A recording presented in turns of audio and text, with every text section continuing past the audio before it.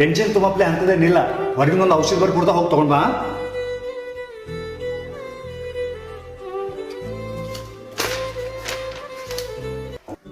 ಎಲ್ಲಿಂದ್ರಿ ಸಾಹೇಬ್ರ? ಹೊರಗಿಂದಪ್ಪ, ಹೊರಗಲ್ಲಿ ರೋಡ್ ಬಾಜು medical store ಅಲ್ಲಿಂದ ತಗೊಂಡ್ ಬಾ ಹೋಗಿ. ಹೊರಗೆ ಯಾಕ್ರಿ? ನಿಮ್ಮಲ್ಲಿ ಸಿಗಲ್ಲೇನ್ರಿ?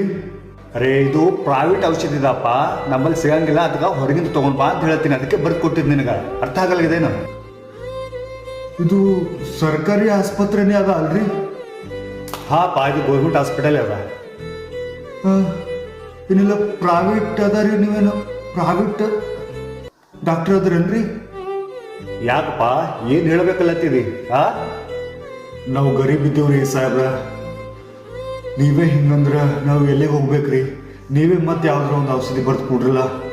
ಯಾಕಪ್ಪ, ಮುಂಜಾನೆ ಟೈಮ್ ಪಾಸ್ ಮಾಡೋದು ಬೇರೆ ಯಾರು ಸಿಗ್ಲಿಲ್ಲ ನಿನಗೆ? ನಡಿ ಅದ್ ನಡಿ. ಏ ಕಂಪೌಂಡರ್ ಬಾಯ್ ಹೊರಗೆ ತರ್ಕೊಂಡು ಹೋಗೋ, ಮತ್ತೊಂದು ಪೇಷಂಟ್ ಕಳ್ಸೋ. ನಡಿ ಅದೇ. ಈ ಔಷಧಿ ಇಲ್ಲಾಂದ್ರ ನೀವು ಯಾಕೆ ಬರೀಕತ್ತೀರಿ? ನೀವು ತರ್ಸ್ಕೋಬೇಕಲ್ರಿ ಸಾಹೇಬ್ರ. ಓಹೋ ಹಂಗೇನ?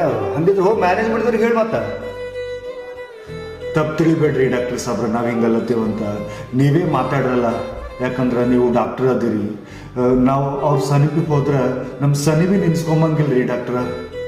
ಎಷ್ಟು ನಿನಗೆ ದಿಮಾಕಿತ್ತಂದ್ರೆ ಹೋಗಿ ಪ್ರೈವೇಟ್ ಹಾಸ್ಪಿಟಲ್ ತೋರಿಸು. ಸರ್ಕಾರಿ ಹಾಸ್ಪಿಟಲ್ಗೆ ಯಾಕೆ ಬಂದು ನಮ್ಮ ತಲೆ ತಿಲಕ?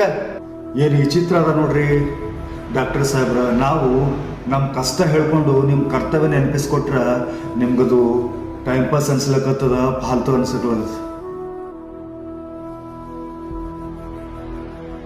ಪ್ರೈವೇಟ್ ದವಾಖಾನೆ ತೋರಿಸೋ ಯೋಗ್ಯತೆ ನಮಗಿಲ್ಲ. ಅದಕ್ಕೆ ನಿಮ್ಮ ಸರ್ಕಾರಿ ಆಸ್ಪತ್ರೆಗೆ ಬಂದ್ರೆ ನೀವೇ ಹಿಂಗಂದ್ರೆ ನಾವೇನು ಬದುಕಬೇಕಾ, ಏನು ಸಾಯ್ಬೇಕಾ, ಹೆಂಗೆ ಮಾಡ್ಬೇಕ್ರಿ ಡಾಕ್ಟ್ರ?